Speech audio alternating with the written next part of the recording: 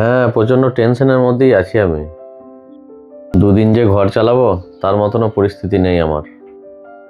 তাই আমি একটা কথা ভাবছি যে দুদিন ওকে বাপের বাড়ি পাঠিয়ে দিই, তাহলে ওকে কমসে কম আমার এই সমস্যার মধ্যে পড়তে হবে না। তো তার মধ্যে তুই কিছু একটু ব্যবস্থা করে দিস, বুঝলি তো? আর ও দুদিন যাবো করছিল, ওকেও পাঠানো হয়ে যাবে। কিছু ব্যবস্থা হলে তুই যেন অবশ্যই আমাকে একটু ফোনে জানাস, ঠিক আছে? হুম, ঠিক আছে।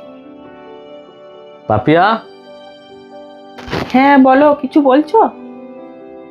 বলছি বলতে তুমি বাপের বাড়ি যাবে বলছিলে না কদিন আগে? তো যদি যেতে চাও তাহলে চলো, আমি তোমায় দিয়ে আসি। আমার এখন সময় আছে, তোমাকে দিয়ে আসি।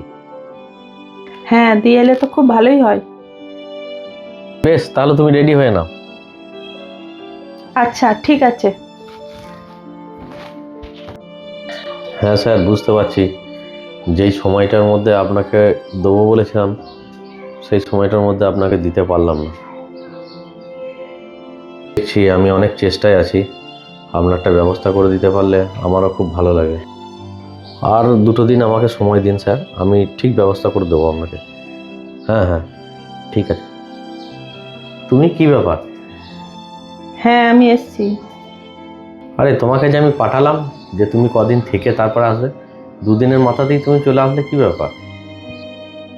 আমি তোমার ব্যাপারে সবই জানি আর সবই শুনেছি। তোমাকে আমি এই পরিস্থিতিতে ফেলে দিয়ে বাপের বাড়ি গিয়েছিলাম শুধুমাত্র কিছু টাকা পয়সা ব্যবস্থা করার জন্য।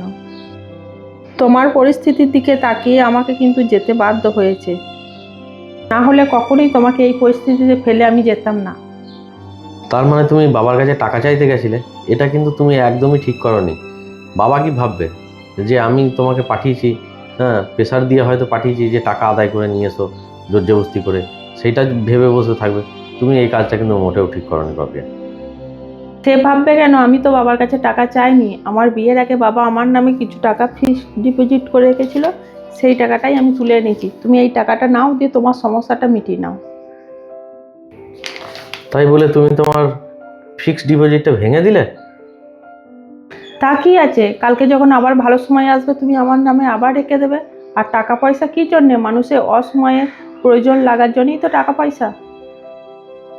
সত্যি আমি শুনেছিলাম যে একটা পুরুষের অসময়ে একমাত্র তার স্ত্রী পাশে দাঁড়ায়, কিন্তু আজকে স্বচক্ষে নিজে দেখলাম যে আমার এই পরিস্থিতির মধ্যে তুমি আমাকে ছেড়ে দিয়ে না গিয়ে তুমি কিন্তু আমার পাশে দাঁড়ালে, মজবুত করে দিলে আমাকে। সত্যি খুব ভালো লাগলো।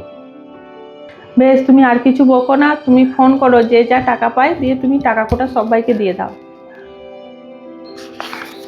এই টাকাটা আমার কাছে অনেক মূল্যবান।